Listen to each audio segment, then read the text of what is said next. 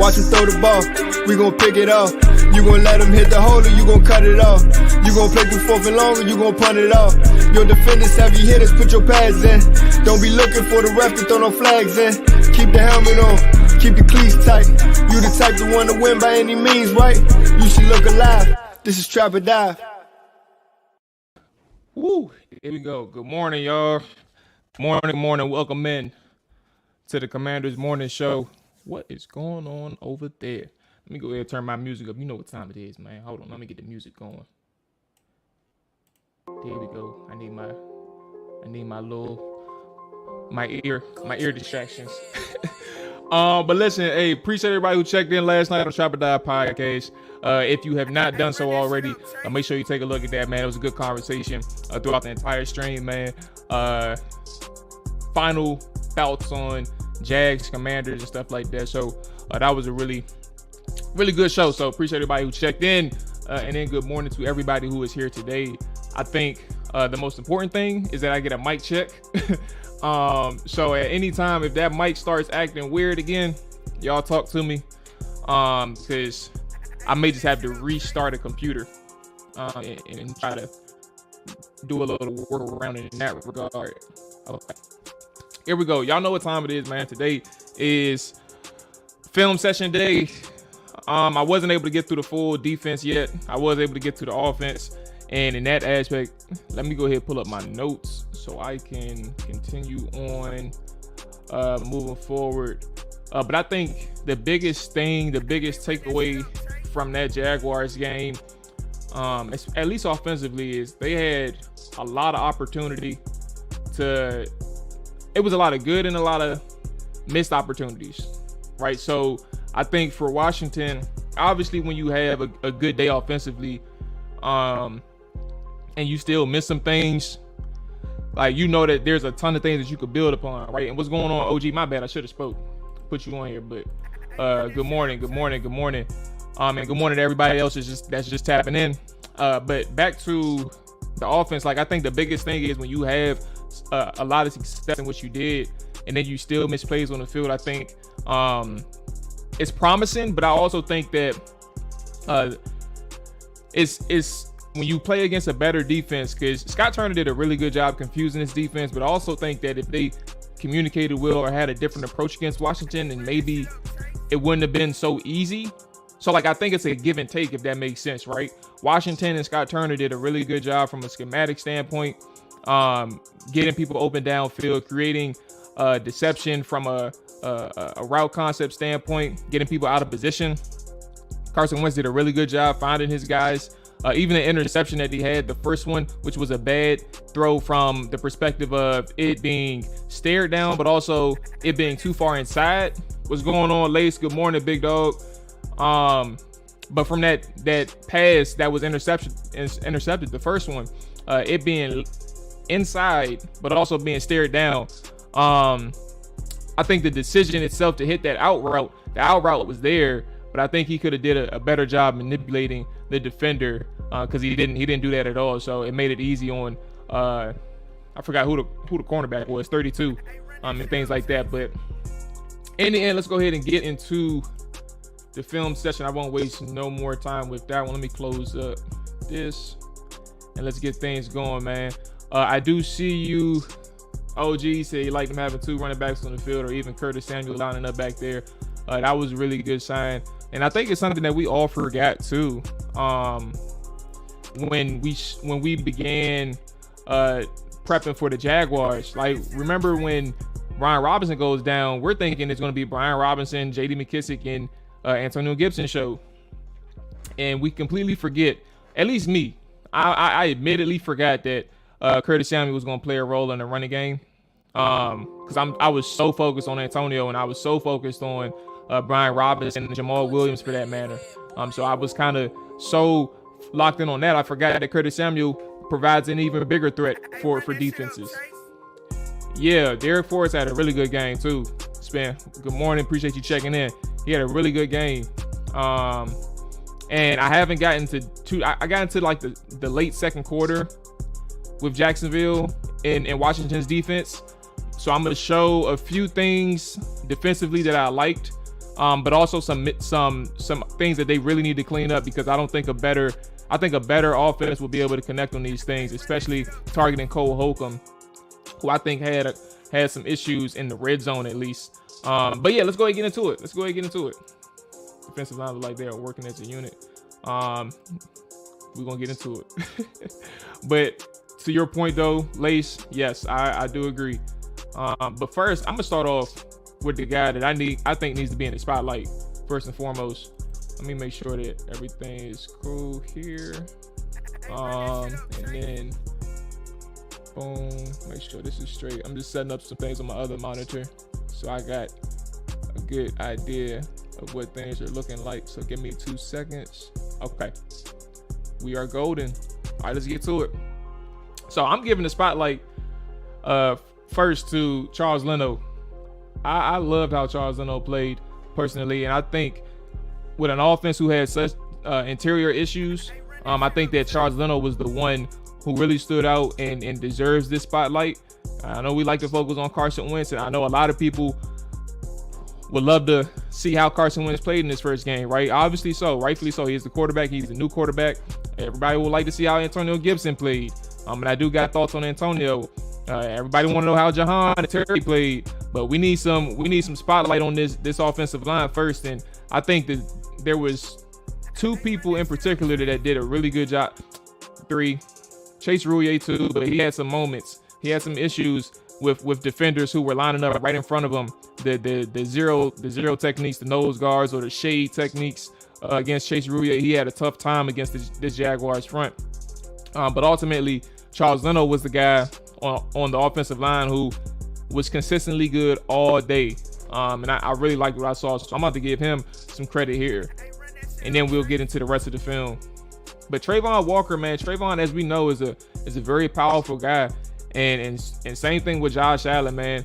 And the way that Charles Leno came out in preparation, he met these guys with intensity, competitiveness, but also matched it with his technique, man. And I loved it. And what you see here is a 2-second pass protection, but ultimately he's getting out really quick in his pass set, but also has the eyes, establishing that half, man.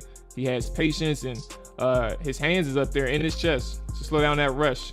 And then also has the use of hands to really replace and get under Trayvon Walker and stop anything from going on outside. So that was one good rep. Continuing on, you see the same thing here. And this was kind of all day. Like, this was probably the best one because you're protecting at this point to the time where Carson Wentz on a 3rd down and 2 needs that time. It's critical, right?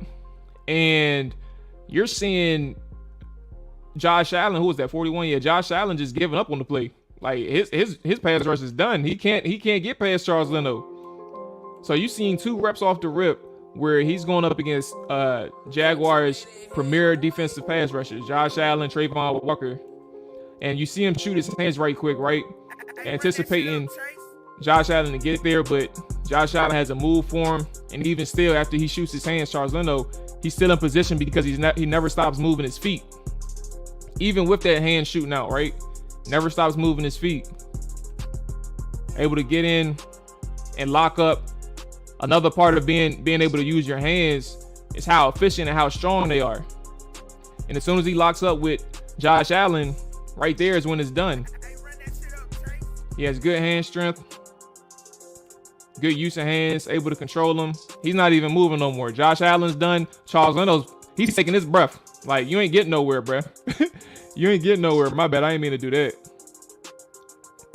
So I loved this opportunity. Obviously, we know what happened.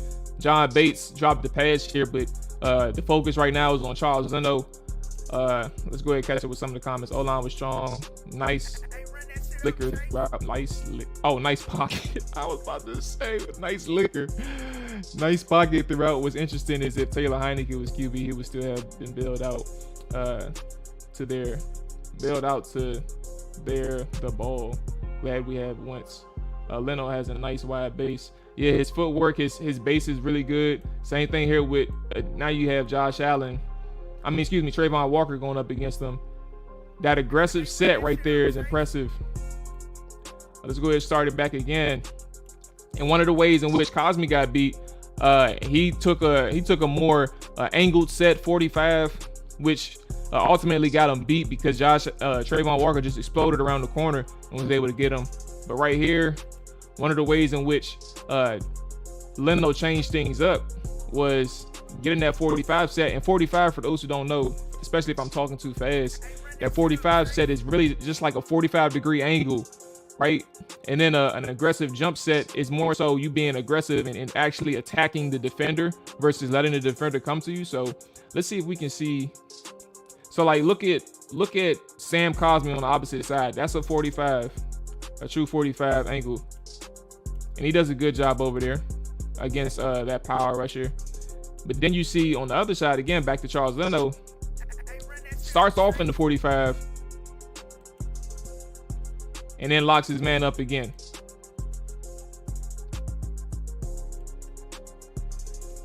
He has the inside foot in, so he's taking away that inside rush for Josh Allen. Has good hand strikes, hand placement on his strikes, right? And now he's locked them up. Slow down the power rusher, man, and that's your ultimate goal when you're as aggressive as Charles Leno is against Trayvon Walker, who's a really good athlete, a really good explosive athlete. And especially what really works is if they don't see the jump set coming. Good hand replacements, good hand fighting throughout. Like, again, his base, like OG mentioned, that's really good. We'll continue on throughout this one. But again, just showing some love to Charles Leno, man. And that's on the touchdown play. That's a big play. Again, Trayvon Walker, same thing. I think this is another jump shot. Consistent throughout, man. I love to see it. We got to get that man the spotlight. Another one, a couple two-hand strikes here against Trayvon, man. Ends up slowing him down.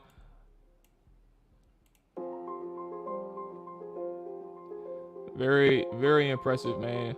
And I think this is another one too. This is the dime from Carson Wentz, where Antonio Gibson took the corner route. But you'll see that again, good base. His feet work is nice. Has that inside foot up, taking away that inside path. Josh Allen really can't get around this. The aggressiveness is impressive, but also just where his hand placement is. It's high and inside his chest. Josh Allen being a rookie, you know, while Josh Allen is a pure pass rusher, he doesn't really have like the pass rush moves down packed just yet. Ultimately, you're going up against a top tier talent coming out of college, and you're able to slow him down like this. And then again, the same thing with Josh Allen on the other side. Just when he has those matchups against both of those guys, I think Charles Leno did an excellent job. He really did an excellent job yesterday or Sunday, excuse me. So he definitely earned the spotlight this week. And then we can go ahead and get to the rest of the game. Yeah, like you said, wide base. It's all good, big dog. It's all good. Let's go ahead and get back into it. You did ask if we spanked Sheriff. It was really the center. The center and the left guard. I forgot. I'm about to pull up their roster. Because I forgot who their left guard is, but you'll see it. Keeps popping up. Boom. All right, so let's get back into the rest of the film, and let's start with the offense, man.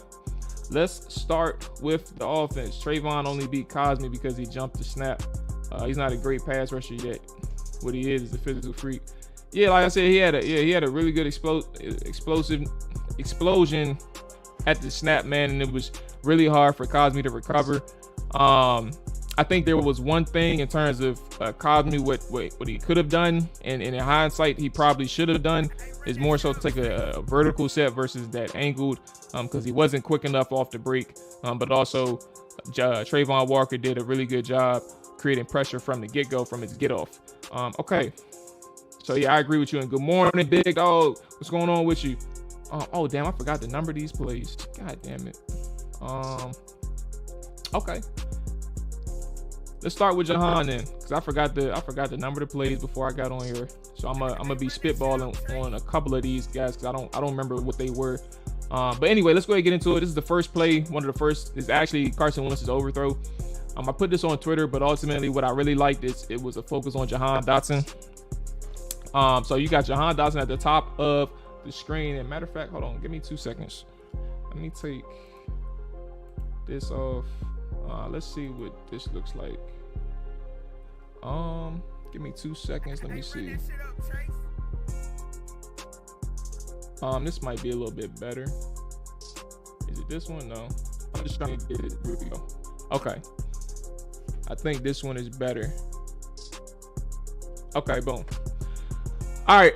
So with Johan, let's go ahead and run it and then talk back to it.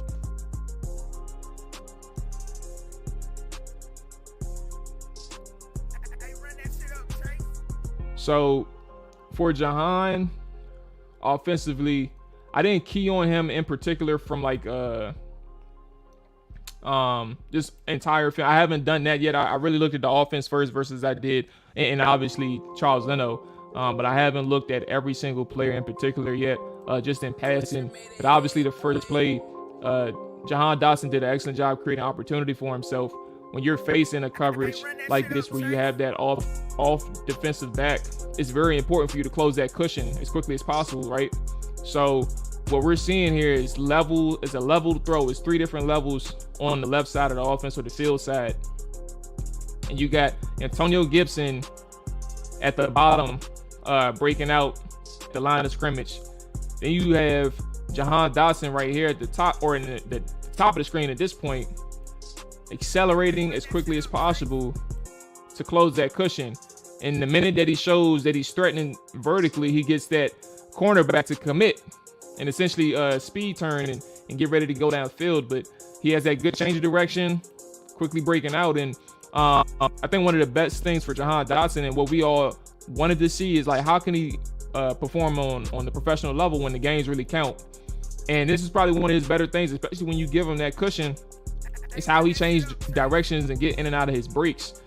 And for him to be able to accelerate and quickly drop his pad level, sink his hips, and break outside, it gives Washington opportunity because this cornerback, first and foremost, who I think they're in a cover 3 here, takes Terry McLaurin for whatever reason. Like, he's stuck in between, but he's taking Johan Dodson. But ultimately, what really works for Scott Turner is the fact that you're challenging with Terry and Johan, and it forces the defenders to really stay disciplined, and they weren't able to do that. So now you have that 2-level throw between Johan or Antonio Gibson, and unfortunately we missed the play, but you still have the opportunity created there from a good play call, but also a Johan Dodson running the route that he did and creating that pressure on the cornerback.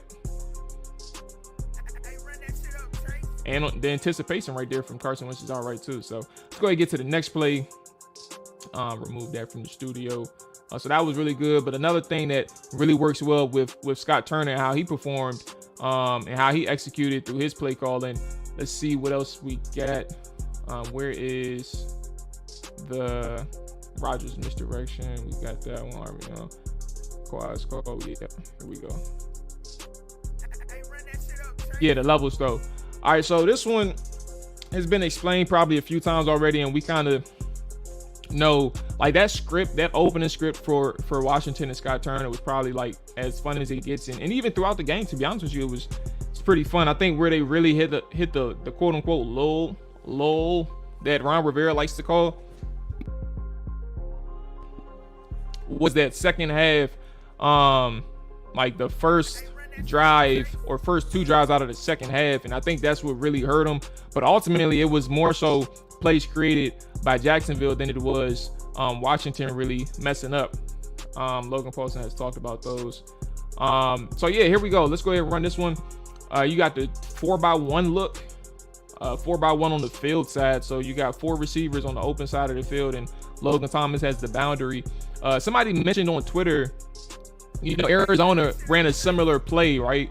They had a 4x1 as well, but I think the difference in Washington's 4x1 and Arizona's 4x1, which for Arizona led to a sack because they weren't able to pick up the pressure blitz. When you have the splits like this, it's first off, I think that what it does is create space in the middle of the field because now you have to defend. When I say splits, I'm meaning as far wide out as the tight end is. Logan Thomas at the bottom of the screen, and then how far out the nearest receiver to the line of scrimmage is, which I believe is Terry McLaurin on the field side. But ultimately, when they're spaced out like this, it creates opportunity in the middle of the field and forces these defenders to really hold themselves accountable. So for Washington on the offensive side, you have, I think this is a cover 3 as well. Matter of fact, let's just run it so we can talk about it.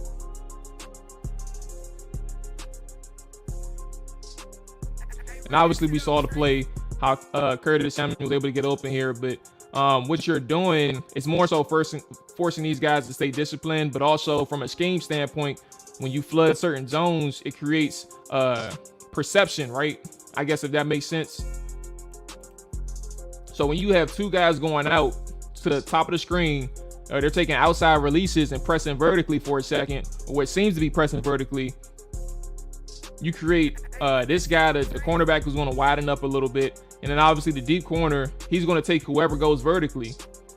So you got the guy at the top of the screen, two guys at the top of the screen going vertically, but leaving Curtis Samuel wide open. But then when you have the drags, the crossers, what that does is influence the linebackers in the middle of the field. So there's a window of opportunity in which you see Carson Wentz already, he's ready for the throw. And I think what that really does, again, what we do, we're talking about creating space and making space opportunities in the middle of the field and creating space just generally for your offense. This is something look, I don't think we've seen before in terms of like the 4x1 quads look. I don't think we've seen that.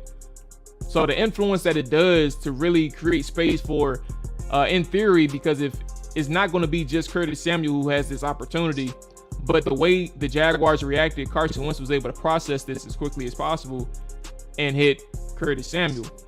But in theory, like, this play kind of works in different coverages, but mainly cover 3, depending on how disciplined they played. You can probably hit, who is that? Antonio Gibson right here, or you can hit Curtis Samuel. Just depends on how they influence the middle of the field, I believe, in my opinion. And it may even go deeper than that, but ultimately that quads look just forces pressure and creates some spacing opportunities. What's going on, Hawk, man? Appreciate you checking in. The morning trappers. Yes, sir, bro. Yes, sir. Good morning to you all. If you are new, it's the perfect time. If you are new, make sure you hit that like button, subscribe button, all that good stuff. Appreciate y'all checking in. So yeah, that's another good thing from the schematic standpoint, creating that space in the middle of the field. And you can really run this, like, again, the formation, the alignments are going to look different as the season goes along, and you can create different opportunities, similar looks, but different opportunities through different formations and alignments. It's going to be pretty interesting to see how they like utilize this moving forward, because it's a really good play. Next one is the Armani Rogers one. I really like this one. Let me go ahead and remove this from the studio. Let's go ahead and get into it. Armani Rogers. Let's go ahead and run this.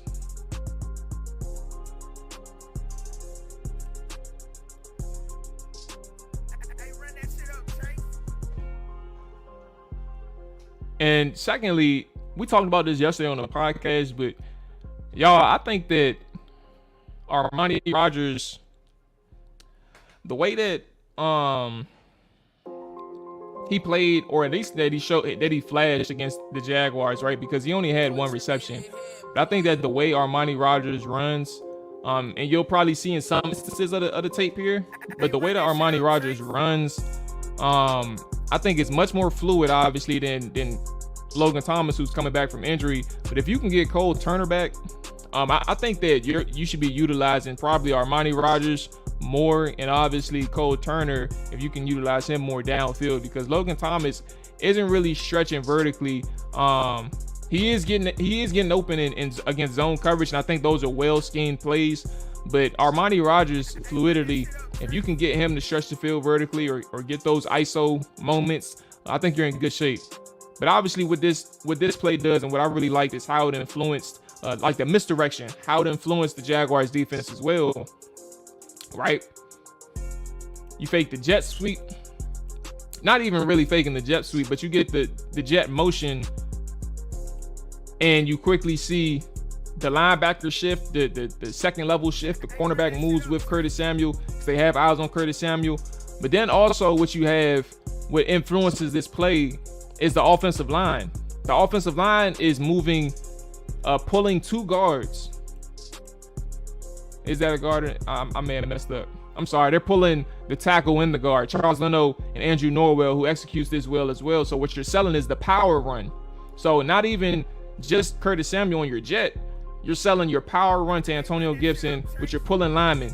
And for pulling linemen and for linebackers, the key is those pulling linemen. Excuse me.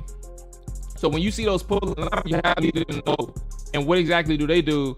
They're crashing because they believe that Antonio Gibson's getting the ball.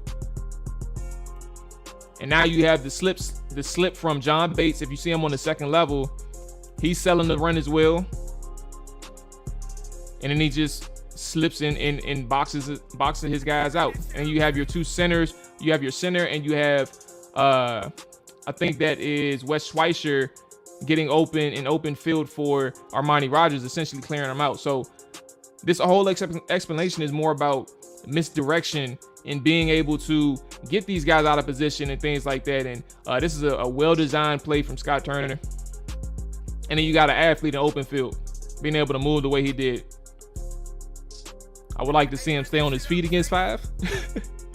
But all together, man, the actual scheme within itself was impressive. So kudos to Scott Turner on this one, and the execution was perfect. Okay, let's go ahead and get the next one in. Boom, video. Where we at? Dodson wheel route. Curtis Samuel. Let's see, which one was this one?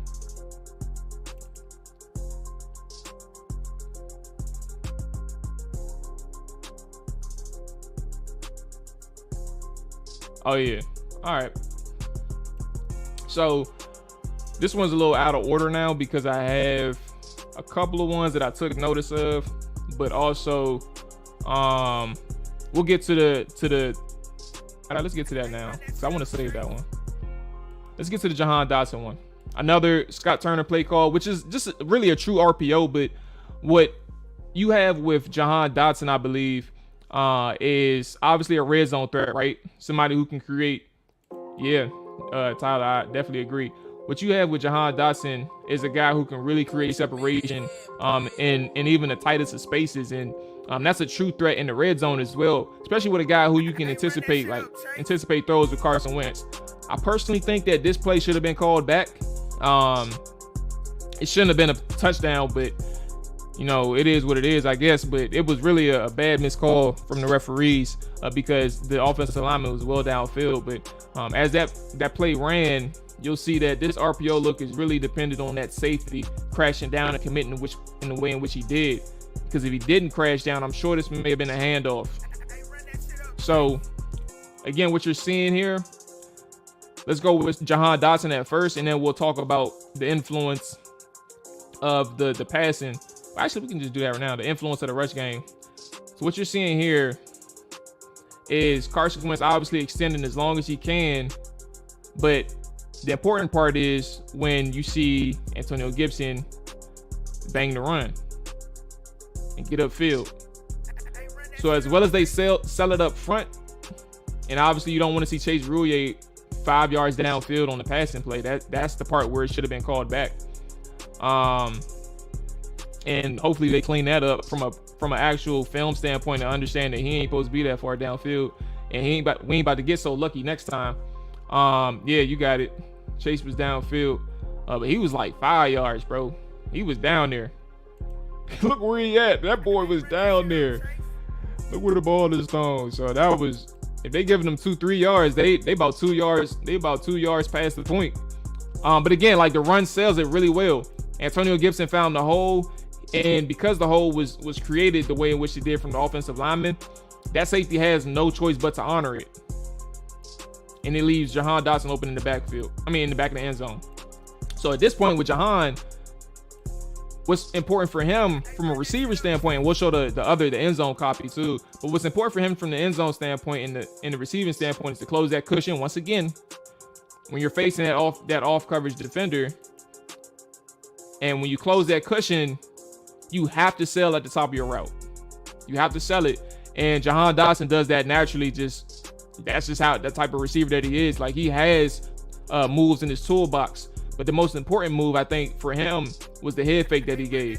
And if you all see it at the top of your screen, sinks his hips, gives him a shimmy, but the head follows too. Like, at that point where he sinks his hips and dips, his head and his helmet is leaning right. So everything, when I'm getting down to the nitty gritty, I think everything is important when you talk about creating separation and being a really good receiver. Like, it's not just how quick your feet is. It's about your upper body movements as well. How do you create separation at the break point? Are you physical? Do you have the ability to manipulate defenders from their hips and things like that and get them out of position? And Johan isn't really facing like an elite corner, but at the end of the day, when you have that acceleration ability to close that cushion and threaten them and give them a move at the top from your feet work up to your head, like, that's what creates the important part, or that's what creates a really good receiver. And I think Johan Dodson has this coming out as a rookie is very impressive. And I thought I had the other copy, the other end zone copy, but oh well. I don't have it, I don't think. But at the end of the day, you kind of see how the RPO looks. Let's go ahead and move forward and see where, because I think I had a Curtis Samuel. Noel. Let's go through some more. Wentz Fire Zone. This one. Yeah, these are a little bit out of order now, so forgive me. At this point, forgive me. They are a little bit out of order. I did have like the drive by drive, like how things worked in sequence with one another, but I did a terrible job this morning not categorizing my plays. But we'll go ahead and get it through them anyway, regardless, because you know it is what it is. But one of these plays is actually a fire zone play, and how Wentz stayed composed on a third down situation, right? And working his mismatch. So we'll run it one more time. It was a well executed fire zone. You got your free man off the edge. He went unaccounted for Jacksonville. But ultimately, when you have that fire zone, you got a 3 deep and three up front, and you have opportunity here in theory, you have opportunity here with Logan Thomas to get that first down. And obviously you have a mismatch on your left side where you're already looking with Antonio Gibson on a linebacker.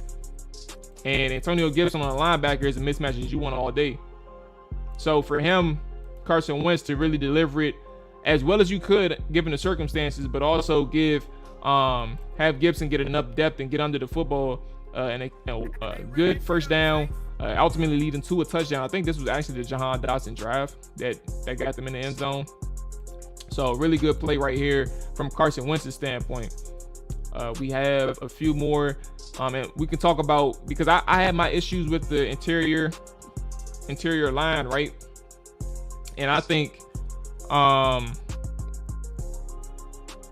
do I put this? I think the offensive line played well, right? In pass pro, I think they played well. And run offense, I think that's where they was kind of, in the rushing game, I think that's kind of where they were having their issues. But I think the most important thing that goes unnoticed, or that hasn't gone said, at least to my knowledge, is how Carson Wentz helped out his offensive line. He helped out his offensive line in a number of ways. Let's see if I think this might be the play. About to find out. Let's see.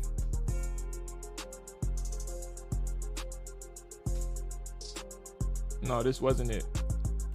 But to the point, since we're here, one of the issues that you came across, like, you have a really good defensive front in Jacksonville, right? And square started. Now you're doing a zone run. We'll be showing film on what to expect from Detroit defense for the next game. I'm gonna start watching the Detroit film probably later today and tomorrow. So if I do have that, which I might on Friday, I think that's probably the day to do it. So Hawk will know. I'm gonna do something Friday. I'm gonna do something Friday for sure. So expect that some type of film session. Matter of fact, let's go ahead and keep going. You got a zone run with a split look, a split zone look with Dax Mill coming backside. But the issue here, as you see, is 68 and 71 getting put on their ass. They're losing the reach block. Now I do think, if anything, Chase Roulier probably could have helped out Wes Schweitzer. So from a center standpoint, when you have that guy on your right side like that, it's going to be tough. Like he's a shade alignment. He's not necessarily truly splitting as a one tech, right? Like he's the shade nose. And my personal opinion, like I'm not going to sit here and say that I'm right, but I think that if anything, Chase Roulier probably could have helped out Wes Schweitzer by getting a hand on 94, who's really good. What's his name? That's the guy I was talking about yesterday. What's his name? Hold on. Folorunso Fatukazi. That guy, he is a problem. And look at his pad level off the ball against Wes Schweitzer. Schweitzer didn't have a chance. He was late off the ball, but also Fatukazi got off the ball really quickly as well, and he was low. So he blew right past Wes Schweitzer when he gave him a power move, a long arm, was able to bowl right past him. And then on the left side, you have what's his name? Norwell, bro. Oh my God. Norwell trying to reach his 3-tech. And a good thing for Jacksonville, when you talk about the other side of the ball, Jacksonville has good players too. So now you have 68 getting blown off the ball as well. And it doesn't help that Chase Roulier actually pushes Norwell's opponent downfield, but ultimately they both blow it up. And when you have these issues in the run game, you have to kind of get on the same page. I think there probably would have been opportunity if you had Chase Roulier help fit that one tech Fatukazi. Probably would have helped right here. Yeah, I think so. I think so. But he did a really good job as well. So let's go ahead and continue on with some of the let's go ahead and continue on. Now, I wish I really named these. I messed up. I blew that one. Okay, so let's go ahead and go to the other ones. Again, like I said, I'm gonna show these clips, but I think it's gonna be out of order, so forgive me. Forgive me for this one, but we'll go ahead and tackle them anyway. No chance like the Vince McMahon intro. All right, let's see what this one is. Okay, so this is the missed opportunity. This is actually, I think, the one coming out of the second half when we talk about missed opportunities for Washington. So when we talk about how Washington played Jacksonville, I think Jacksonville ran a lot of soft coverage, right? And what it did for them was create opportunity schematically and from an execution standpoint. All you had to do was really make the play and give the ball to your playmakers, right? And what that does is force Jacksonville to come up and miss tackles and rally to the ball. Said it yesterday. I think that was the game plan, and I think that they lost. Jacksonville trying to bet on that, but they created several coverage breakdowns, and then Jacksonville hurt themselves. So here, what you got, I think, is a soft cover 2. I think I played this already. You get yourself a soft cover 2 look on a 2nd and 9, mind you, or a 2nd and 11. So what this does when you have a 2nd and 11 or 2nd and 9, one of the things that we talk about, and I think Carson Wentz ultimately hits later in the game, which kind of identifies like that he's learning a little bit and understanding some things. But you have that soft look. Carson Wentz just needs to dump it off right now. Antonio Gibson's right here in the middle of the field waiting for the football. The ball needs to be out right now because the read that he's looking at, he's holding on to the read too long. And we kind of know about when we say Carson Wentz, at least from years past, what was the issue with Carson Wentz was that he holds on to the football too long, like holds on to a read too long, one too many. That's what led to the interception. He stared down that read. He could have came back to it or manipulated the defender. when you have this soft cover 2 on a 2nd and 9 or 2nd and 11, however the distance is, you're giving Antonio Gibson the ball right now. This should be your guy. And even in still, if it's not your guy, you should hit Curtis on the crosser way sooner than you are. Ultimately, it leads to a batted ball, but you'll see the other end zone. Here we go, right here, the end zone copy, and how Antonio Gibson creates opportunity almost instantly. Ball should be out. Ball should be out right now. And you got Curtis Samuel streaking, but finding Curtis Samuel late is a problem. When you have this soft cover 2, that ball needs to be out right now to Antonio Gibson. So again, when we talk about missed opportunities, plays were there to be made as well. And I think on Carson Wentz's side, this is one that you have to hit. You have to find this one immediately. And I think he ultimately did. Once I find another opportunity that came to him after that one, hopefully this is it. Let's see. This is the next play. Yep, there we go. And that's the J.D. McKissic run that we all saw. And that's what, when I say giving the ball to your playmakers, same instance that he hits. I think this was 2nd and 9. So the first one was 2nd and 11. You get another opportunity against a soft cover 2, and you give the ball to your playmaker off the rip. This is what it looks like. Nothing but space, and you finding your guy. I'm pretty sure on the sideline after that batted pass, Scott Turner had to talk to him, or Ron Rivera had to talk to him, or maybe Ken Zampese, whoever it is, talked to him and told him, take that check down. So he did, and that's the result. From a 2nd and 11, you get a first down conversion. Or 2nd and 9, you get a first down conversion from J.D. McKissic, one of the more elusive ball carriers in open space. You're not going to get him down. So I think these are things that you see that Carson Wentz is learning in game. And one of the plays, when we talk about, I'm going to get to it, when you see Terry McLaurin, that touchdown that we showed earlier with Charles Leno, pass protection, very good pass protection, what you're seeing against Jacksonville, Terry McLaurin had an opportunity on that first play of that drive. And on the first play of that drive, I think is what led, if you all remember Scott Turner and Ron Rivera specifically talked about it post game, said that what I liked listening into the huddle and listening to the play call, that Scott Turner told him, remember, hold on to Terry if you can a little bit longer from your read, because he's going to be there and you need to take that shot. We're going to get into it. I can't wait to show you all, because I think that what really excites me with Carson Wentz is his in-game processing. And now I'm not going to sit here and say that everything is perfect, because this is only one game, and who knows what's going to happen, like when things become really, really stressful for Carson Wentz in the middle of the season.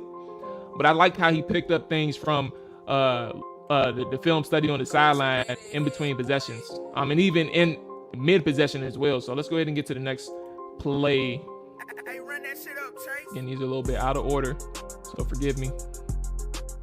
Okay. I want to go back to this one, so I'm gonna save it in my studio, and we'll keep pushing, because I want to talk about the run game, and this is probably the instance that's really important. So let's go ahead and save that one. That's the same one.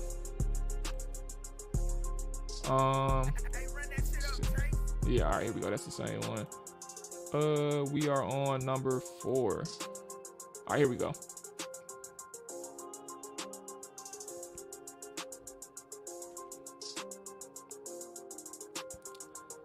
So here was the instance, if you all remember, I said it like 5 minutes ago. But Tyler, to your point, let's bring it up. I think Carson's been drilled to get the ball out quick. The offensive line, again, had their problems in pass pro, and specifically the interior. I think and Cosme had his fair share of problems. But I think overall he was solid. He just had a couple of instances where he had some problems from a pass protection standpoint, but overall I think the interior is what really presented problems. But when we talk about Carson Wentz and how he did a good job of getting the ball out of his hands quick, helping his offensive linemen, this is probably one of the better instances in which he did. getting the ball out quick is going to save you a lot of times. And I think another thing is who he targeted, like that check down, knowing where your check down is and getting the ball out with some velocity. Like, look where he's throwing it from. He's damn near on the right side, the right hash, and he's throwing a bullet to Antonio Gibson to get upfield and get some plays. But let's go ahead to the end zone copy so you can kind of see what I'm referring to. So now you have, when I mentioned Chase Roullier having his issues, so he was solid in pass protection from the standpoint of not having a defender head up on him, right? Not this close to him. But when you have your issues with the shaded or the nose technique, the zero technique, or the shaded technique, this is probably what it looks like. You're going to have to be a little bit quicker off the ball, like in terms of generally speaking, not necessarily Chase Roullier all the time, but generally you got to be quicker because these guys are right over top of you. You got to be able to defend against power. Like it's going to be hard, but this is what you're going to get against, especially when you have good one techs and good zero techniques going up against you. And you kind of see that instance, like you're not going to see him get sacked. You're going to believe that Chase Roullier, did really good in pass protection, or the interior line did good in pass protection. But there was some instances in where the chinks in the armor were exposed. And again, Carson Wentz did a really good job saving the offensive line here. And Chase Roullier, what is going on when you have a powerful guy like that who gets their hand inside your chest? One of the issues that he has, first off, he's already off balance, and he started out way too high, but he's not able to get that long arm off him. And when you're this off balanced in your pass, in your pass protection, the guy's in control.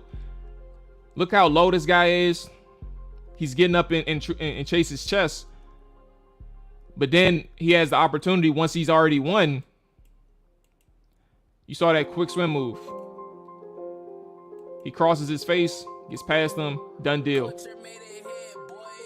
Able to get pressure on Carson Wentz immediately. So again, kudos to Carson Wentz getting the ball out quickly. But this is kind of the interior issues that you have, especially in one-on-one situations for Chase. He was on his ass a couple of times. But again, good play right there. Yeah, for sure. For sure. And this is why it's important to show it in instances in which he was able to get the ball out quickly, but also how he protects his offensive line. Like, it always goes hands in hand, and it's not always one issue or one problem or even one good thing, like the offensive line is doing their job and Carson Wentz is holding the ball too long. No, sometimes Carson Wentz is actually helping the offensive line out too. Like, you got to take everything into account and believe both sides could be possibly true. I think we're on number 5. Is it this one? Let's see. Oh yeah, I love this one. This is one of my favorite throws of the day. I ain't gonna lie to y'all. It's really one of my favorite throws of the day. Let's go back to the throw. Keep it simple. Antonio Gibson, probably I give him like a B+ or maybe even an A. I'll give him a solid A on this game, strictly speaking, because from a run standpoint, he made the most of his opportunities from what the offensive line provided to him. And J.D. McKissick run that I showed you I was going to stash earlier, that was probably one of the toughest 2-yard runs that I can really pinpoint to, because it was not easy up front. But when Antonio Gibson had opportunity with his offensive line, he took full advantage. And I think the numbers that he boasted on Sunday was probably as good as you'll get in terms of like blocked yards. He could have made a couple of defenders miss in open field. He had an opportunity for like a 90-yarder, and he wasn't able to make the safety miss. But like, again, back to Antonio Gibson, this play was excellent from that standpoint, right? Getting the ball out, catching it, adjusting to his back shoulder really, and being able to catch it on the run. Carson Wentz put a dime in the position in which, he was really able to, or as the best he could. But from, again, the protection standpoint, right? Let's get to it. You see it. Carson Wentz is saving his offensive line again. When we talk about Chase Roullier, remember, again, he did well when there was nobody head up against him or shaded to his left or right. He did good. But this is the issue that he'll come across throughout the season, I think. And it may be the case that it's just the Jacksonville Jaguars having good nose tackles and one techs. And it may just be the case that Chase Roullier is really coming back from injury, and this is his first action. So he's in a dog fight. We don't know. But again, he's going up against power. He tries to sink his hips and anchor up, right? But now his feet stops moving. And 52 never stops moving. He's able to generate that push. And at this point, Chase Roullier really isn't able to defend it. Has his head down. He's out of position, right? And he's able to swim past it, get over Chase Roullier. And Carson Wentz is able to get the ball out timely and keep the chains moving. But again, back to the point, Carson Wentz is really helping out his offensive line on occasion. Just in addition to him getting good pass protection, it's a marriage. It's really working well for these guys. Let's see, is this play 5? Okay, here we go. So this is where things turned around for Washington offensively, right? When we talk about what really happened, how did they get back into it? Jacksonville, players make plays too. Jacksonville makes plays. And I really appreciate that if you're not calling out both sides in terms of like what went well and what went wrong, like it's not always about how Washington could have. I mean, obviously you want to be perfect on every play, that's the goal, but you want to make sure that you are shooting at a high percentage. But where things went wrong is how Jacksonville adjusted out of the half. Here we go. So what you're seeing here is a well-timed blitz. It's a really good blitz for Jacksonville. You're sending your own version of a fire zone, but you're sending it to the right side too. You gambled well, and the blitzing cornerback was able to influence the play, make it a difficult throw, and they were able to rally as well. Like in that moment, they flowed to the right side of the ball. And this is where the one part stops, but it doesn't stop there. Let's see. I think this is the blitz coming out of the half. And then here we go to Sam Cosmi. Let's see. I think this is it. Is it this one? No. See, this is the issues when I'm talking about when I don't have the stuff numbered. I'm going to end up pulling a lot of the same plays. 1, 2, 3, 4, 5, 6. Let's see if this one. All right, here we go. Yeah, here it goes. So think immediately after you have a well-timed blitz, the defense flows to the ball. You're able to get a stop from Jacksonville's perspective. Then you have your number 1 draft pick, Trayvon Walker, making a play. And this is back to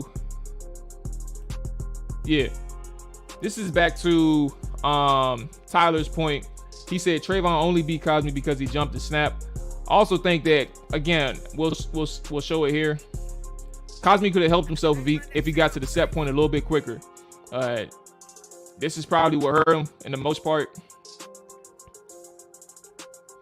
But from a schematic standpoint, before we get to the offensive line, you had opportunity on your mesh concept. If you had time, Terry is right there.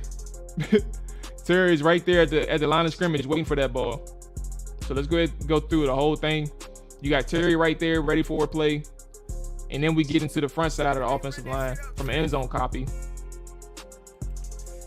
Now you see, again, from a set point, let's see what Cosmi could have done better. Right?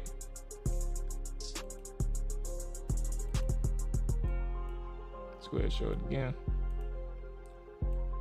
So when you have a guy as wide, like that looks like a 7-tech. Obviously edge, but 7-tech type of defender. I think if anything, what you're seeing is more so Cosmi should have took a wider angle. It looks like he's doing a vertical drop, obviously a 3x2 slide protection, but he probably could have got a little bit wider on his set point because he gave him the edge, obviously, and that's what hurt him.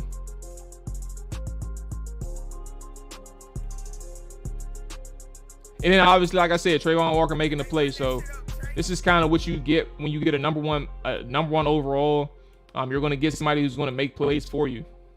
So Trayvon came out the gate ready. He's able to get the sack on Carson. Ends it down. Cosmi could have took a wider set point on his side, but ultimately it would have been important for him to establish the half man. He wasn't able to do that.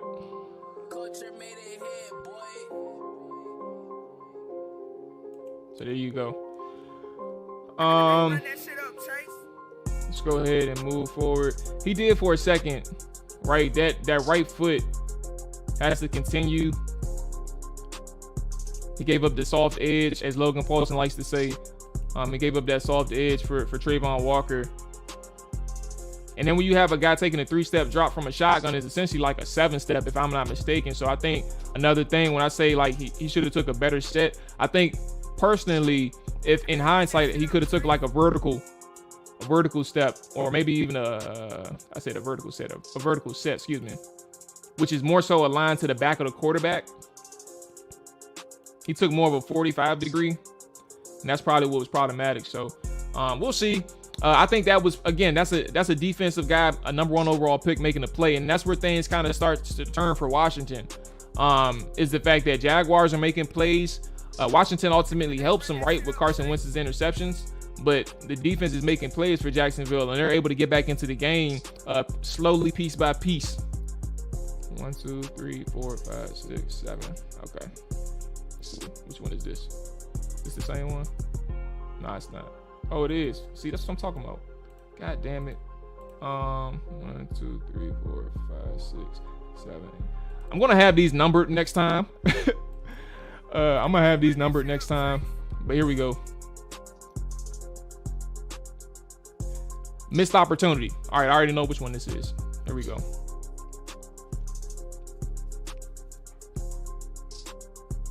So again, interception, free play, right? But I think the biggest thing for quarterbacks, and this isn't necessarily like a free play or free shot, it is what it is. So this isn't like a true criticism of Carson Wentz. But what I will say is sometimes from quarterback standpoint, even when he's looking at this in the film, I think that when you get those free opportunities, you're like, fuck it, I'm gonna just give my guy a shot. But then in the same vein, like when you see how the defense is playing, regardless of if you're going to give your guy a free shot or not because of all sides, you still have to, I think there's opportunities where you can just really work the play. And I think if you work the play as intended, you will see that everybody is covered deep. It looks like it's just a verticals play and then a mesh between Logan Thomas and Antonio Gibson. So when that happens, look at the linebacker on the left side. So right over 94. I think that's the Mike backer. He takes the cheese with Logan Thomas. But when he takes the cheese with Logan Thomas, look at Antonio Gibson. And before he even loads up, I know he's locked in on Curtis Samuel, giving him an opportunity. Again, I want to emphasize, I'm not criticizing Carson Wentz for taking the free shot. It's a free shot. If he comes up with the Hail Mary catch, it is what it is. No harm, no foul. What I'm saying is sometimes I think quarterbacks should just work within the flow of an offense, even if they have that opportunity. Like, don't get so big-eyed because you have it. And then on top of that, you're throwing into double coverage, and you know you are. Like, that's what you're doing. You have Antonio Gibson on your flats, and if you hit Antonio Gibson, look how much opportunity he has down the sideline. Because that linebacker ain't catching up with Antonio Gibson. And that's where I'm getting at. I think it's always about more so sometimes like understanding why you have an opportunity. You have an even better opportunity if you just work the actual play. And everybody went deep with these guys. Like they had everything locked up. But if you hit Antonio Gibson, you have opportunity at least 30 yards to make a play. At least 30 yards for Antonio Gibson. And we know what happened on this drive. What happened on this drive is, let's see if I got this thing. 1, 2, 3, 4, 5, 6, 7, 8. Boom. Is this it? I think this is it. Yep. This is it. Let's go ahead and run it back. But you saw what happened. We talked about it. I'm going to show the end zone copy so you can see the angle. But from my eye standpoint, you see where Carson Wentz is the entire time. You're facing an off coverage DB. Looks like he's squatting a little bit. But he's breaking on whatever outside. So you have Johan taking the outside release, bending his route, breaking out, and you have opportunity to a degree, right? But ultimately, when you have Carson Wentz eyeing this guy down the way in which he is, the cornerback has eyes on Carson Wentz, and all he's waiting for is this moment right here where I pause it. Look where Wentz's arm is. He's cocked back and ready to fire. So that all that does is cue up what's this guy's name, bro? Because I'm gonna keep butchering it. Tyson Campbell. All this does right here is cue up Tyson Campbell to commit and close on what he's seeing. So again, I think the concept was fine. In theory, you had I ain't even gonna do that. But I think if anything, and we'll get to the second part because this is what I really wanted to show.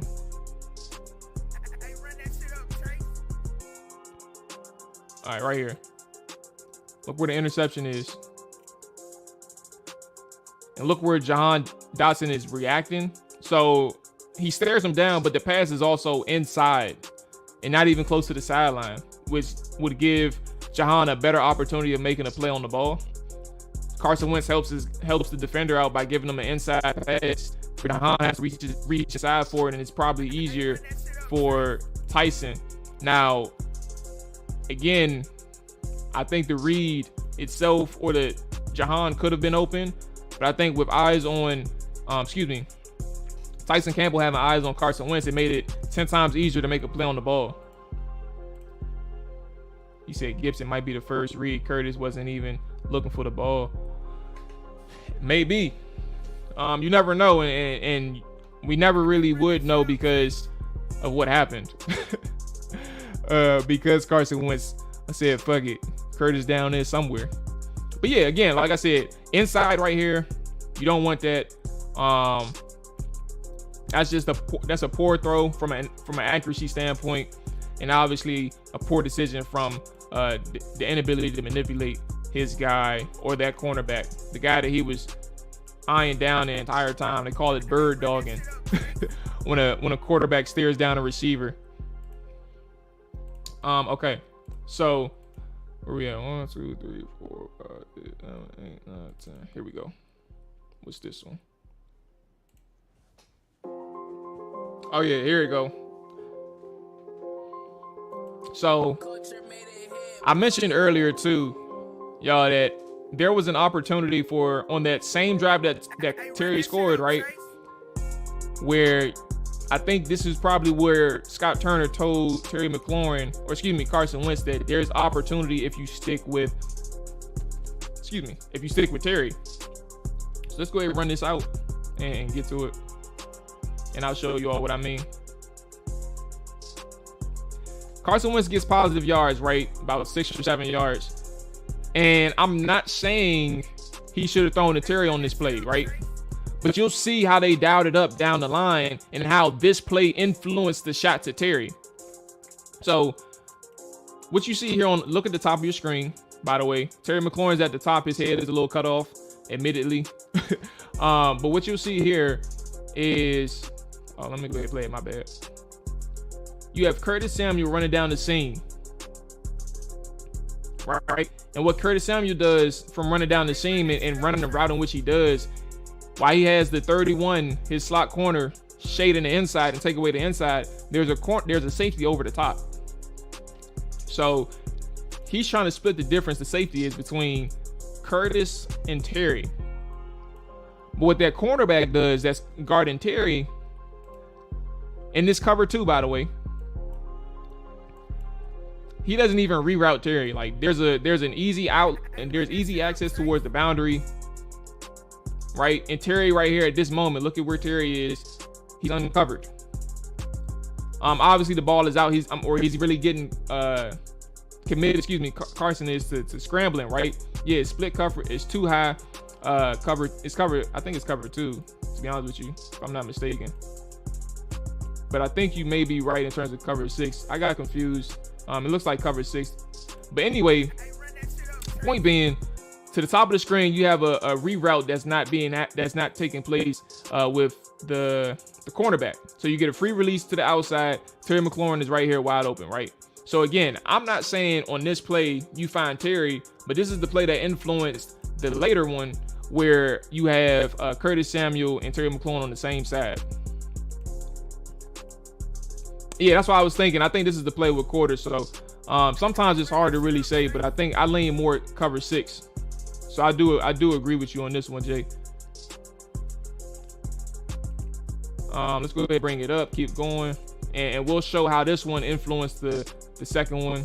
All right, 1, 2, 3, 4, 5, 6, 7, 8, 9. All right, is this it? All right, no. All right, here we go. Did I get it? All right, boom, here we go. Hey, run that shit up, Chase. And now you see how this thing works. They came right back to it, and you get a touchdown this time. Let's go ahead and run it back. Same thing, cover 6. Shout out to Jay, because I get confused with that one. I ain't gonna lie to you, trying to identify that shit. So here we go. I gotta get more exposures to cover 6. So again, this time too, I think the split is a little bit different, if I'm not mistaken. Let's go ahead and run back to this one. Field side. Oh, okay, so it is the same actually. They're both running the field side, but ultimately you kind of see the same thing with the cornerback, right?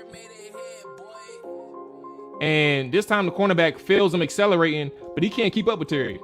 Hey, run that shit up, Chase. So Carson Wentz, at this point, they tell him go back to Terry, right? Stay on Terry.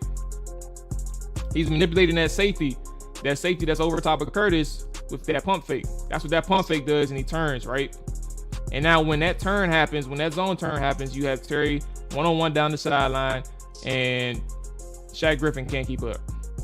So from a standpoint of actually being able to execute Scott Turner's play calling and his scheme, I think that run 2 on the field, Jags run 2 to the field and quarterback side.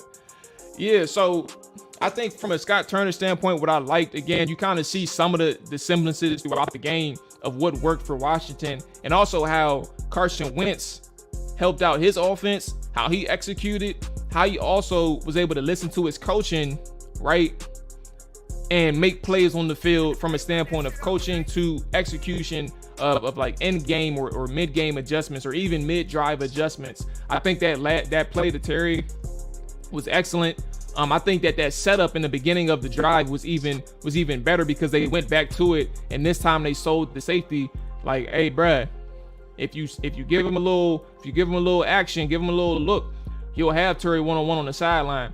And for Shaq Griffin to really not understand who he's up against was a problem for Jacksonville. So I really like what I saw here on this play. I mean, back to let's go ahead back to, where is it at? That's some levels. Boom, boom, boom, boom, boom, boom. We'll do another missed opportunity one. Oh, here we go. J.D. McKissick. Sorry. So I'm gonna show you the wheel route that I think that Carson Wentz probably would have had some opportunity on, but I'm not going to criticize him too much. But here we go. Actually, I do have a criticism on him with that one, but here we go. This was probably the best 2-yard run all day. And what the issue starts with up front again, because I'll get to the run, but I want to break down the offensive line first. I don't think that they were in sync for the most part this game. I think the offensive line was out of whack. The cohesion, being able to really be in unison in that run game. It's the first game, and it's also the offensive line's first game with this lineup. Like, they've been banged up throughout the entire training camp from a standpoint of the starters being able to execute, right? So I think what really hurt it, Washington, was their ability to really develop together in the offseason / training camp, right? But again, what you're seeing here, let's go piece by piece, my bad. From the interior standpoint, so we're looking at Sadiq, Chase Roullier, and Andrew Norwell. Chase does an okay job trying to seal all 52, but ultimately, I think who really misses right here is Norwell.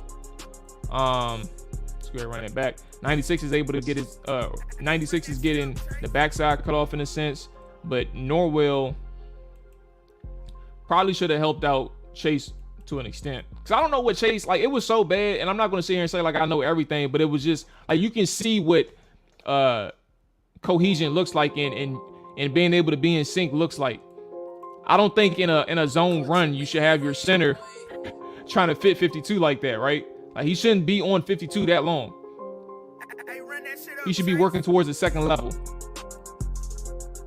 And I think that's the problem. So if anything, this may have been a combo block between Chase and Norwell, but I just can't tell because I don't know where Norwell was headed. Like, was he supposed to pull? And I don't think he was supposed to pull. I think he was supposed to reach. Anyway, what you see right here now is obviously Chase Roullier is completely out of position. And now you have your guard, your front side guard, excuse me, to be more specific, your front side guard. So you have Sadiq Charles up against 91. Sam Cosmi, he's going to the second level. So I would imagine it's an outside zone. And J.D. McKissic is supposed to have, he's supposed to bend it back at this point because, I mean, that's just what it requires for. You get Sadiq Charles to get blown up off the ball. He's not able to provide push. He's essentially wrapping up his guy he's holding. But J.D. McKissic, again, one of the better 2-yard runs of the day. I think that they did a good job creating from a running back standpoint, but also taking what the offensive line provided them. And that's how you get ultimately as many yards as they did against the Jaguars defense, which it wasn't a lot. And that's my point. Again, this is this is what J.D. McKissic created right here. Hey, run that shit up, That's what J.D. McKissic created. He made the play, and this was only a 2-yard gain. Like, it takes a lot of talent just from a standpoint of a running back being that quick, but also seeing that hole. Like, that hole is it's there for a half a second, and J.D. McKissic took advantage of that. So kudos to him for making something out of nothing. And I think this was actually like a touchdown drive, like the touchdown drive. So that's kind of where I'm like, I don't know if this is a problem moving forward. I can't tell if this is a problem moving forward from the interior standpoint, or if the Jags rush defense is just good. And it may not be a problem for the rest of the season because they won't face a front like this. I don't know. But this is what you get. J.D. McKissic making the play was really impressive from that standpoint. So this is my thing too. I questioned after watching this, Jay. I do like the fact that they were able to do it last year. I liked the offensive line that they had last year. You can run your zone schemes with that offensive line that they had last year. But this one with Norwell and Trey Turner, I'm not too sure. And even I wish I showed. Let's see if I have it. I don't have it. Matter of fact, let me just double check. Because the first play that Sadiq Charles got in, he completely missed his reach block as well. Like he like it wasn't. I don't know how to describe it. I think he was just lost. But to your point, Jay, I think what really bothers me is while it's the first game, Norwell and Trey Turner may be like a best fit for like that gap scheme.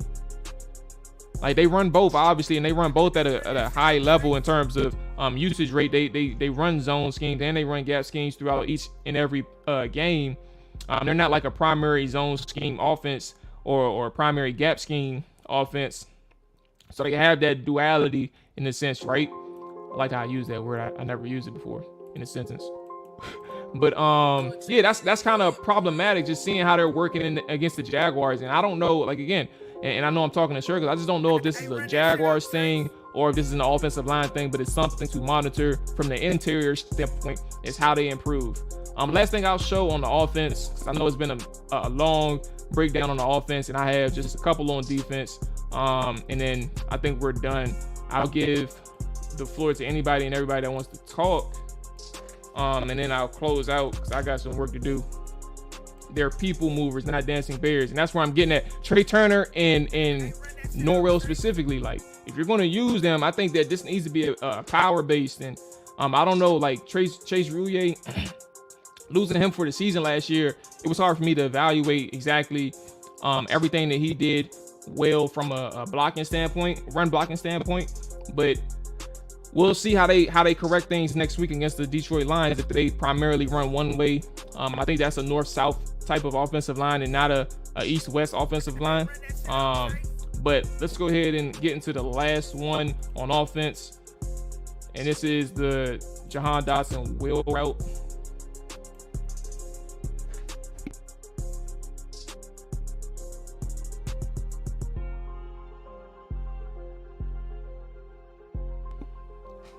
Similar to the Terry McLaurin touchdown, right? And the Terry McLaurin setup play. You have an opportunity on your wheel route to really hit Johan Dodson. But first and foremost, I will say that Carson Wentz made the right read, right? It's no disagreement with the read that he made. The issue is that he missed high. That safety influenced him, who dropped back. Was that? Yeah, the safety. I forgot his name. I think it's Rayshawn Jenkins. Yeah, Rayshawn Jenkins. He starts off at the line of scrimmage, and you'll see him peel off when that motion comes about. And he'll peel off, and he takes his read. Obviously, Carson Wentz's read is that safety. Does he stay with Jahan or does he stay with Curtis? Obviously, he stays with Curtis, and he has to stay with Curtis because there is nobody in the middle of the field for Jacksonville in terms of if he was the lead or take anybody else. So he takes him, and it leaves Logan Thomas open behind where Rayshawn was. So Logan, again, is in the right position. Carson Wentz makes the right play, right? He just overthrows him. From a footwork standpoint, you know, you're going to have to worry about like what it looked like. I didn't show the end zone copy, but throwing high, you know, I think it's probably more to do with his release point. I'm not going to sit here and tell you all or sell you all that I'm a quarterback guru. That ain't what I'm really familiar with from a mechanical standpoint. I know when a base is off, but I can't tell you exactly or pinpoint the exact issue. But ultimately, back to Johan Dodson. I think if he stuck with that safety read a little bit longer, and knowing where Jahan is, right, I think that he'll see that Jahan had to step the entire way. Like, he exploded past Shaquille Griffin, like everybody was doing in full speed situations. And he was wide open downfield, so I'll let it run out so you can see him. Like, he had to step on him at least 2 or 3 yards. And I know my film was cut off, so you're not able to truly see how open Johan Dodson was by this clip. But if he was able to widen his vision a little bit further to the right, you see that there's nobody open on the side. I mean, there's nobody there to take Johan Dodson on the sideline.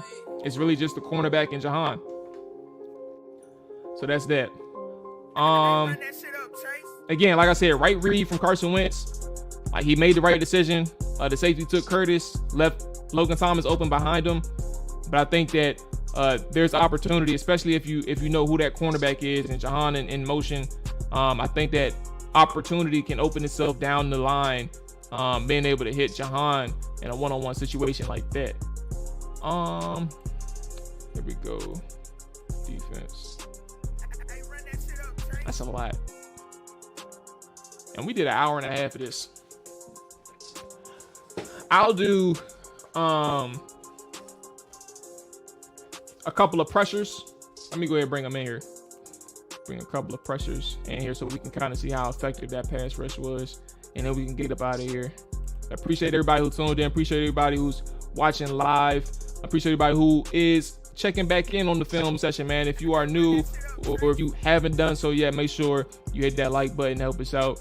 Make sure you comment, let us know what you like, what you don't like, some things that I can work on.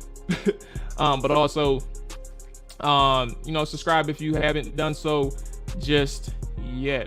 All right, we're gonna go ahead and start with I'll show the defensive issues. I'll show that on Friday.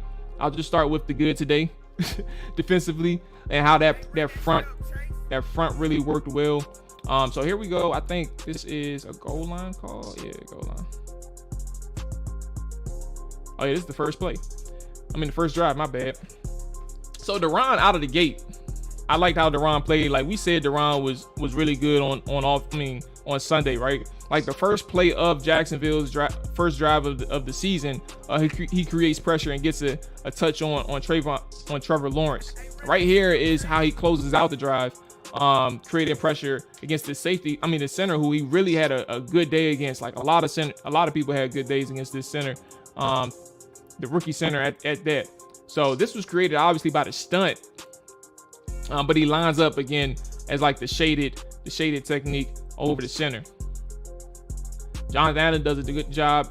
Daron Payne does a good job looping. A timely stunt, well executed stunt between those two. Tackle situation. Center doesn't see it coming. He's late to the loop. And a poor throw by Trevor Lawrence, to be honest with you. And Jay, to your point, I want to give you some credit on Trevor Lawrence. After I started watching these guys, I apologize. Early on, he didn't have that much of a good game. He was mid.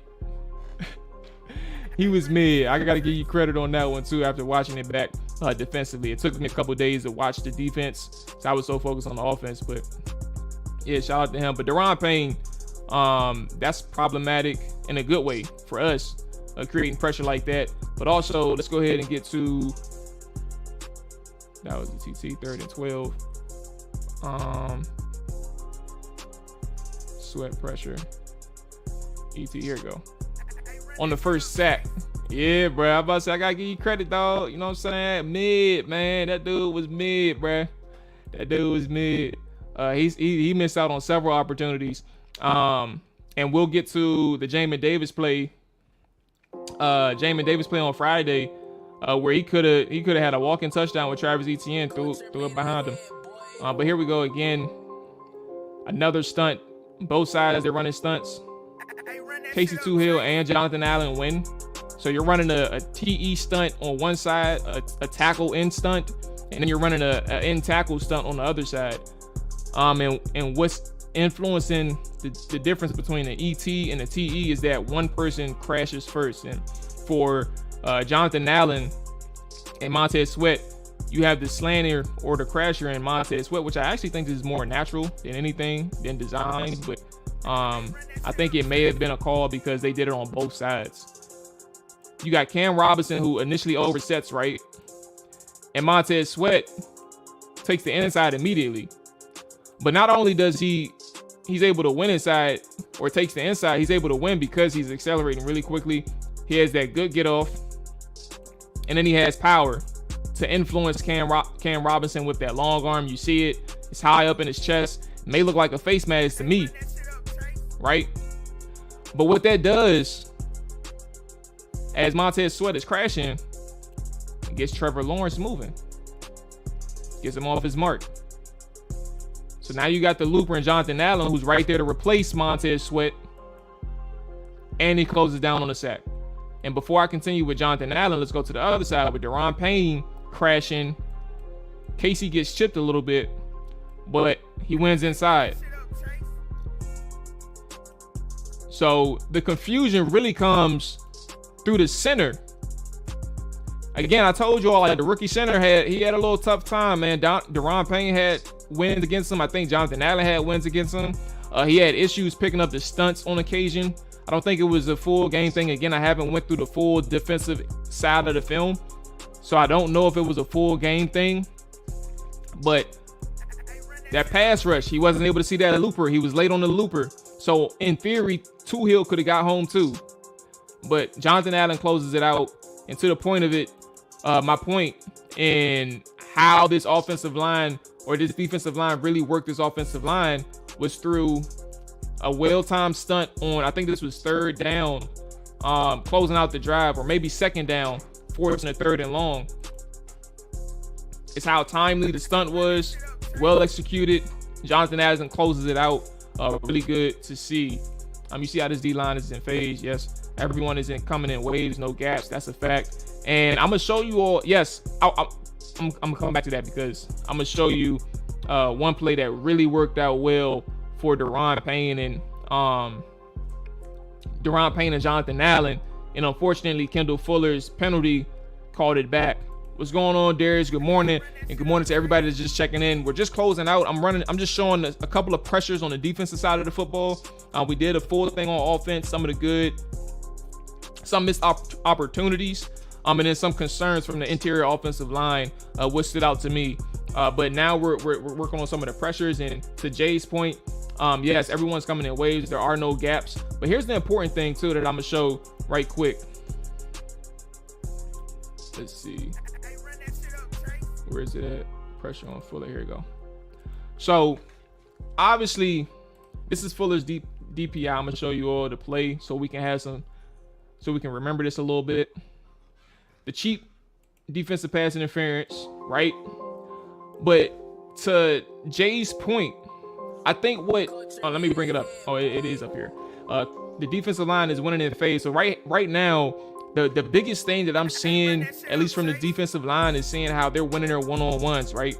They did a really good job against the Jacksonville Jaguars for a majority of the game. But ultimately, what you're seeing here, you'll see a 3x2 slide protection, right? So Casey Hill's getting doubled on the right side between Brandon Sheriff and 75. But now you have one-on-ones between Montez Sweat, Jonathan Allen, and Daron Payne. Montez Sweat, Jonathan Allen, Daron Payne. One person out of those three should at least win. You get two people winning here. On the edge, you get Montez Sweat, who he's able to recover quickly, but initially he gets his long arm swatted. It's a good play by 74. Get him to the ground, put him around the wash, right? Put him around the arc, excuse me. So while he's still in the play because of where Trevor Lawrence is in the pocket, in theory, Montez Sweat doesn't really win this rep, but he's able to stay in the play because he recovers well, but also Trevor Lawrence can't really move. But to Jay Tyler's point, you have Daron Payne, who wins up front against the rookie center. He's able to get him off his mark, get him out of position, and penetrate upfield straight. So Trevor Lawrence can't scoot up if he wants to. And then you have Jonathan Allen, who wins around the corner as well. Both of them get a hit on Trevor Lawrence.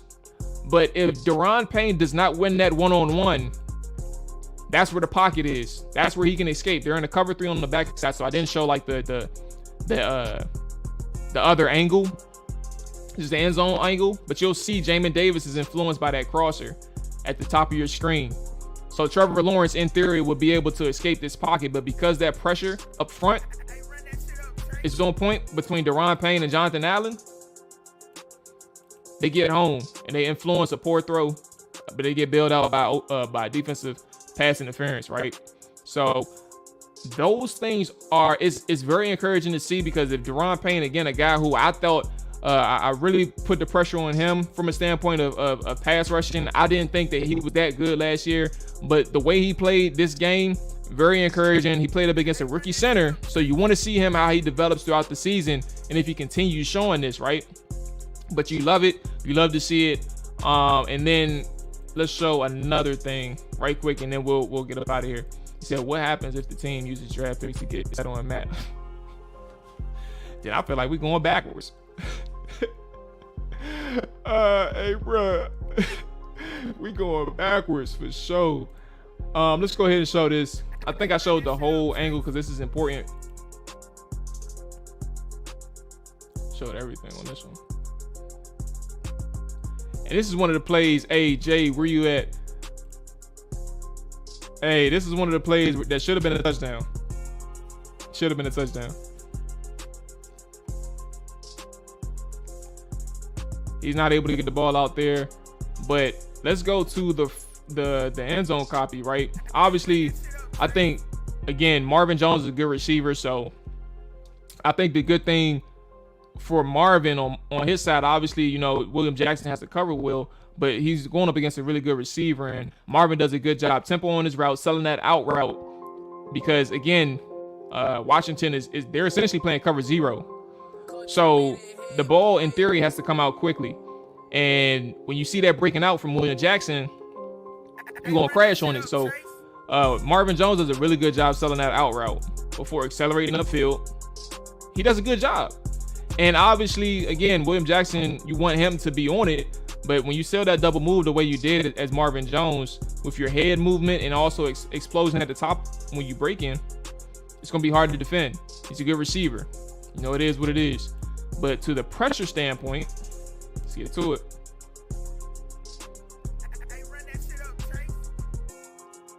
Almost a strip sack. Montez Sweat had an excellent pressure here, man. I loved seeing this from Montez Sweat. This is his bread and butter, the power moves. So he's selling that speed rush. He got off the line really well. Cam Robinson tries to strike him with 2 hands. Now Montez Sweat is locked in. He has the leverage, right? Look how low he is. Under his chest. He won. He won. Montez Sweat won. Drive him back and finish. The ball comes out at a good time for Trevor Lawrence. But Montez Sweat wins. That's an excellent pass rush. That's an excellent pass rush. Trevor Lawrence just overthrows this guy. Should have been a touchdown. But yeah, that was a really good rush by Montez Sweat, man. That pass rush up front, I love seeing it. I love how they played and how they executed. I can't wait to finish the film defensively and seeing how that pass rush works. I want to know what went wrong. I do have some keys. Obviously, Cole Holcomb and Jamin Davis had some issues defensively, but I did like how the front four played, and how Jack Del Rio actually disguised some coverages as well and disguised some pressures. And I'll do one more because I do want to show this side, and then we'll get to the issues on Friday. So this is the last one, and we'll get up out of here. So this is a creeper pressure, and we'll show you how it works. I've never seen this last year. I swear to God, I didn't. Hey, this one was incredible, like in a really good way. So what you're seeing here, let's go run it back again. What you're seeing here is a cover 2. You have, who is that? I think Jonathan Allen and I think Daniel Wise. Yeah, Jonathan Allen, Daniel Wise, your 2 defensive tackles replacing the linebackers. Or, I'm sorry. Yeah, I think Cole Holcomb's actually out of position. Oh my God, Cole Holcomb's out of position. I didn't even see that the first time. But it is a cover 2. But in theory, what you want, you have your 2 cornerbacks, William Jackson and Kendall Fuller, blitzing, and they're replacing the rushers of Jonathan Allen and Daniel Wise. So now you still have a 5-man rush, I believe. Let me double check. You have a 5-man rush and gives you that extra man, right? William Jackson's able to get around, go on the somewhat unaccounted for, but he misses the tackle. And then you have Kendall Fuller creating pressure as well on the other side. He's just not able to close. But what it does is it confuses Trevor Lawrence and any quarterback. And then you have the field between Daniel Wise and Jonathan Allen at that 30-yard line.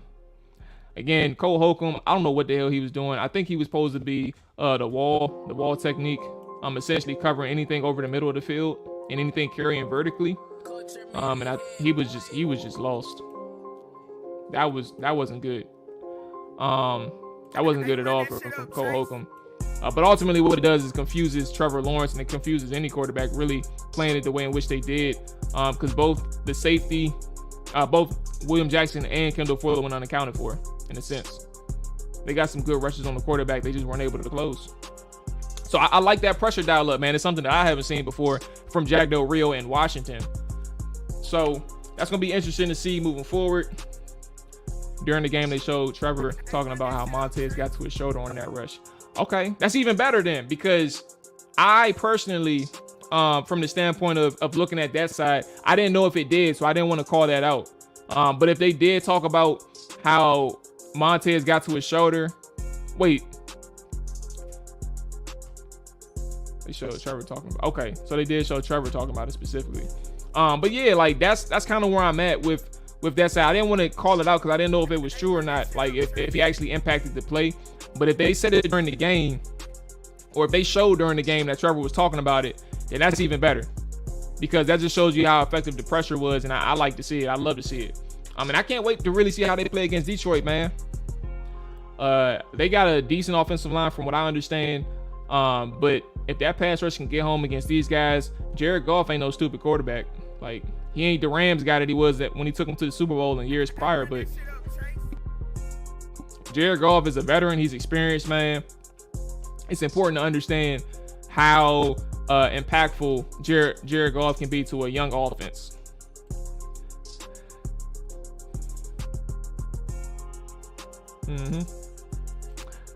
I ain't gonna say, oh, this is what I meant to nod my head to. Linebacker's gonna be a problem. I think Cole Holcomb is thinking too much on the field, but also like I can't wait to show you all the defensive side of the issues. Not from a sense of like, yo, you got to check this out. This is gonna be a huge problem. But I think what's alarming is how many lapses they had and how Jacksonville couldn't really make Washington pay. Like that's what's making me nervous. Is how Jacksonville couldn't make Washington pay. You face a better quarterback, a more experienced quarterback, Jared Goff. No matter how much we want to scoff at him, Jared Goff is an experienced veteran. Think about how much he's learned under Sean McVay. Think about how many breakdowns he's taken advantage of. And that's just the next quarterback. There's other Kirk Cousins is out there, all those other things, man. So to your point, man, linebacker may be a problem. And if these breakdowns continue and Cole Holcomb isn't really able to see the field well from a pass rush standpoint, or if he's easily susceptible to play action, they're going to eat over the middle. But who's really going to eat is Philadelphia. Them guys are some dogs, so they'll make things happen. What's going on, Simple?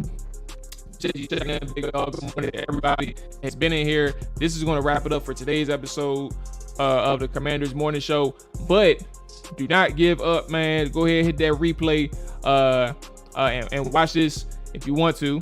But this is an extensive film session. We broke down the offense, some of the good, some of the bad, some of the missed opportunities. I had to give the spotlight to Charles Leno today. Charles Leno did an excellent job against the Jacksonville Jaguars front. Trayvon Walker, Josh Allen. I loved his pass sets. I loved his consistency. I loved his aggressive competitiveness. It was on display throughout the entire game. He was a key cog to, pass protection throughout the entire game, but also that bomb to Terry McLaurin. So we don't always put the spotlight on offensive linemen. I'm gonna make sure I do that any opportunity I have a chance to. Offensive linemen, obviously, as we all know, is pretty important, but I know we like to key in on the stars, the playmakers and things like that. Charles Leno deserved a ton of credit for the game that he played against the Jacksonville Jaguars. I can't wait to see how he goes up against the Aiden Hutchinsons, and obviously some of the other better pass rushers that he'll face throughout this season. But yeah, man, that's it. That's it for us. I'm back tomorrow for the game preview of Detroit, and then back on Friday for the Commanders Morning Show. Y'all boys and ladies, y'all be safe. All that good stuff, man. Appreciate y'all checking this out. And we back tomorrow, man. Peace.